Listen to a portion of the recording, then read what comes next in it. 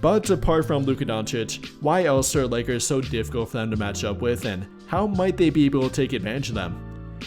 Well, for one, the T-Wolves thrive on slowing down their opponent offensively, and that's something they really can't do against the Lakers. I mean, the Lakers already play at the 9th slowest pace, and good luck trying to slow down Luka Doncic, LeBron James, or Austin Reeves. And by slowing down, I don't mean containing them, I literally mean trying to make them play slower. All three of them are masters at dictating their own pace in the court. Whether they want to play fast, slow, or whatever it might be, they dictate that, not their opponent, and definitely not a defense like the Timberwolves in my opinion. That's why they already had so much trouble with Luka Doncic. They couldn't dictate his pace, and now try to dictate his pace, LeBron's pace, and Austin all three put together. Good luck. But then for when the Lakers do want to play quicker and a bit more fast on the court, they do have something to attack here with the T-Wolves. I mean, the T-Wolves give up the 13th most points per game to their opponent off turnovers, and that's something the Lakers are pretty good at attacking. I mean, causing a turnover, then getting the ball to Austin, LeBron, or Luka. That's a pretty dangerous approach, and with the T-Wolves not being a great transition defense, they're much more effective with their half-court defense, getting Rudy Gobert set up, getting their half-court defenders set up. That's what they do, not defending in transition, and not matching up with a freight train like LeBron James, or two very methodical guys like Austin Reeves and or Luka Doncic. So between that, dictating the pace, and trying to prevent their points per game off turnovers, I'm not sure they'll be able to do it, and that's something the Lakers will and should attack from them too. But then finally, how the Lakers defend them and how they might plan to match up with a guy like Anthony Edwards or Julius Randle. Well, for one, Julius Randle has not been a good playoff performer. That's something to point out here, and he might work against himself. I mean, up until this point, averaging 17.1 points per game, which isn't bad, but then for the efficiency, not so good.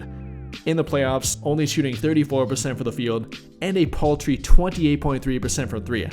So yeah, not too good, and with 4 turnovers per game to go with it, that's not been a good playoff performer. And then even for Anthony Edwards, obviously a great player and has been a good playoff performer, albeit in his short playoff time, the Lakers matched up pretty well with him this season. In their 4 matchups, Ant only averaged 19 points per game against them, on 40% field goal shooting and 31% from 3. And although I doubt they replicate that, clearly they do know how to bother him and throw different defensive coverage at him, which he does not like on the court. Likely to start with a different team defense combination, like I said, throwing different blitzes at him, shadow coverage with Jackson Hayes, and different stuff on the court that he might not like from a team defense standpoint. And then off the bench, throwing guys like Jared Vanderbilt, Dorian Finney-Smith, and Jordan Goodwin at him, with a heavy dose of Jared Vanderbilt.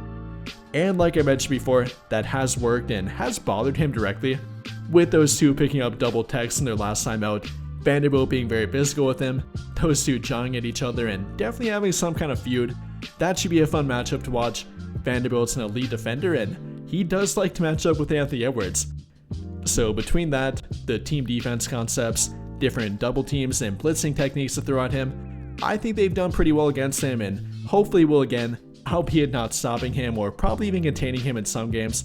I think they've done pretty well against Ant. And well, if they do contain him, or everyone else around him and take them out of the game, while at the same time having Luka Doncic take away and target their best defender, that being Rudy Gobert, I do not see this one going well for Minnesota. I mean, not saying it'll be a cakewalk for LA, but they really have everything they need to take advantage and expose their defense on the court, which in my opinion will lead to them winning this series if they execute correctly and have Luka Doncic replicate or come close to replicating his conference finals against them last year.